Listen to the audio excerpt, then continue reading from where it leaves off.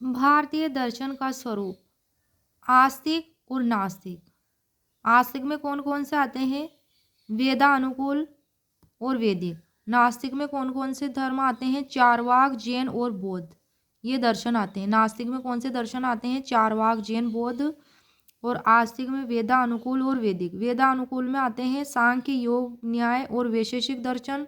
और वैदिक में आते हैं मीमांसा और वेदांत दर्शन। वैदिक में कौन सा आते हैं? मीमांसा और वेदांत दर्शन। वेदानुकूल में सांख्य, योग, न्याय और वैशेषिक।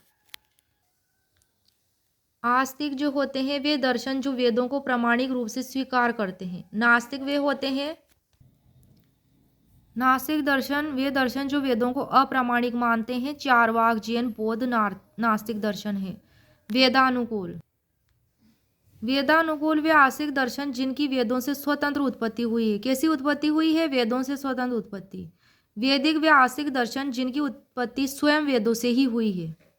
स्वयं वेदों से हुई है, वे वैदिक। सांख्य दर्शन के प्रवर्तक कपिल मुनि, यह सबसे प्राचीन आस्तिक दर्शन है। कौन सा? सांख्य दर्शन क्या है? सबसे प्राचीन आस्तिक दर्शन माना जाता है। योग दर्शन, इसके प्रवर्तक पतंजलि है और यह अपनी साधना पद्धति के लिए प्रसिद्ध है। योग दर्शन और इसकी साधना पद्धति अष्टांग योग कहलाती है। अष्टांग योग में शामिल है यम, नियम, आसन, प्राणायाम, प्रत्याहार, धारणा, ध्यान, समाधि। प्रारंभिक 5 जो है बहिरंग और अंतिम 3 अंतःरंग योग कहलाते हैं। कौन कौन से कहलाते हैं? अंतःरंग योग, धारणा, ध्यान, समाधि है, अंतिम 3 है। और यम, नियम, आसन, प्राणायाम, प्रत्याहार ये कहलाते हैं बहिरंग। सांख्य और योग दर्शन प्रकृति और पुरुष के सिद्धांत को मानने के कारण इनका संकलन सांख्य योग के रूप में हुआ है। संयुक्त दर्शन भी माने गए हैं। तीसरा आ जाता है न्याय दर्शन। तीसरा है न्याय दर्शन। पहला कौन सा? सांख्य दर्शन, दूसरा योग दर्शन, तीसरा न्याय दर्शन। इसके प्रवर्तक गौतम मुनि है। ये अपनी तर्क पद्धति के लिए प्रसिद्ध है। कौन सी पद्धति के लिए? तर्क पद्धति के लिए न्याय दर्शन प्रसिद्ध है। कौटिल्य इसे आन्वीक्षिकी नाम से पुकारते हैं।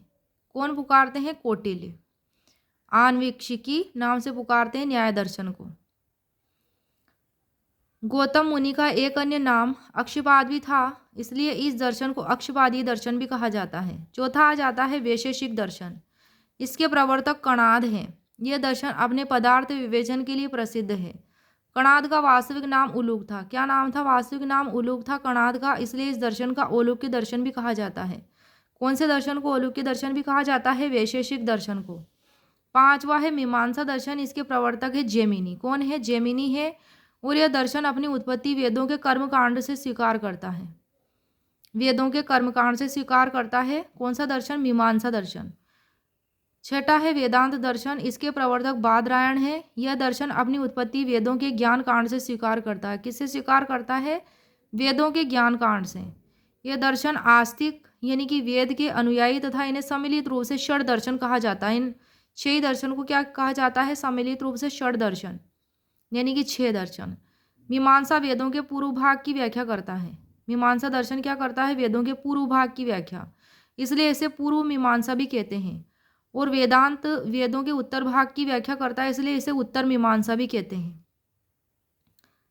मीमांसा और सांख्य ऐसे नास्तिक दर्शन हैं जो ईश्वर के अस्तित्व को स्वीकार नहीं करते हैं। कौन से दर्शन?